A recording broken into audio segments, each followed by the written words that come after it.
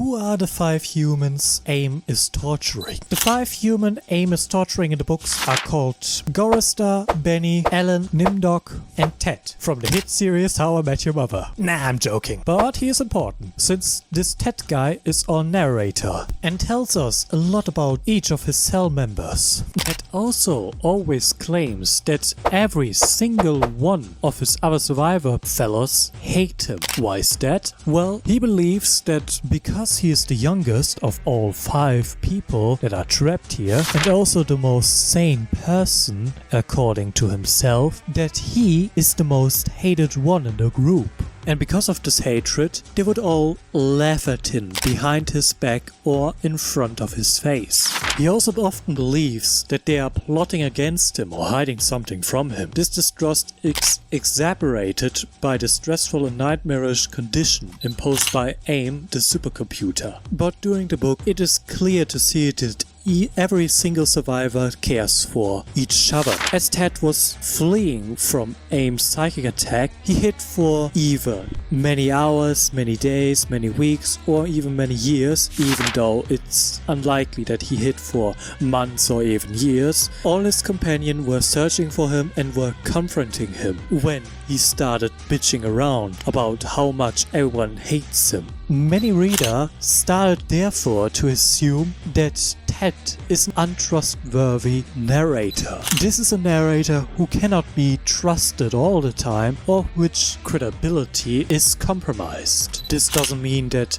Ted is lying about everything or deliberately, since he truly believes that he is the most sane out of all of the 4 other survivors. But in the book we find many moments where Ted shows signs of losing his mind and also signs of paranoia. If he developed his paranoia during these 109 years on his own, or if AIM has injected him with this paranoia is unclear. Of course, all of the other survivors showcase signs of paranoia, but in Ted's case, these paranoia attacks are rather extreme. But Ted does redeem himself throughout the story, since Ted not only finds out why AIM is torturing them and why he eradicated all of humanity, but he also survived and endured all of AIM's mental and physical torture, like the other 4 survivors. He even survived AIM's mental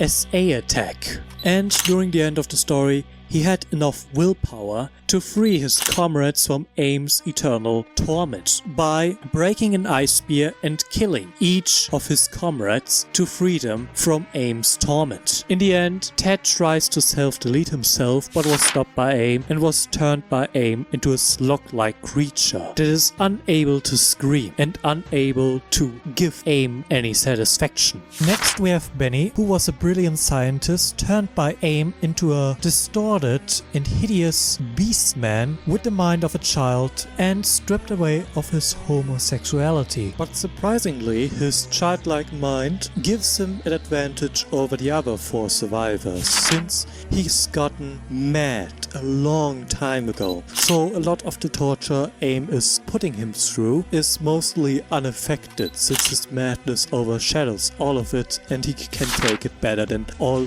of the other survivors. AIM also changed, beside his appearance, let's just say his Excalibur, and increased its size to the size of a horse. If you know what I mean, please don't tell the innocent people in the comments. Speaking of innocence, the only way Benny calms down is when Gorrister tells him stories of how AIM came to be. At the end of the short story, Benny was so mad and angry that AIM gave them canned food without a can opener, that he was so angry and driven mad by hunger that he started trying to eat Gorrister's face. This act of violence gave Ted the idea to go through with his plan of freeing every one of his comrades by picking up an ice spear and killing all of them. So in the end you could say that Benny's madness helped the remaining humans humans escape Aim's torment. Speaking of the remaining humans, let's cover the next human, which is Ellen is the only female in this group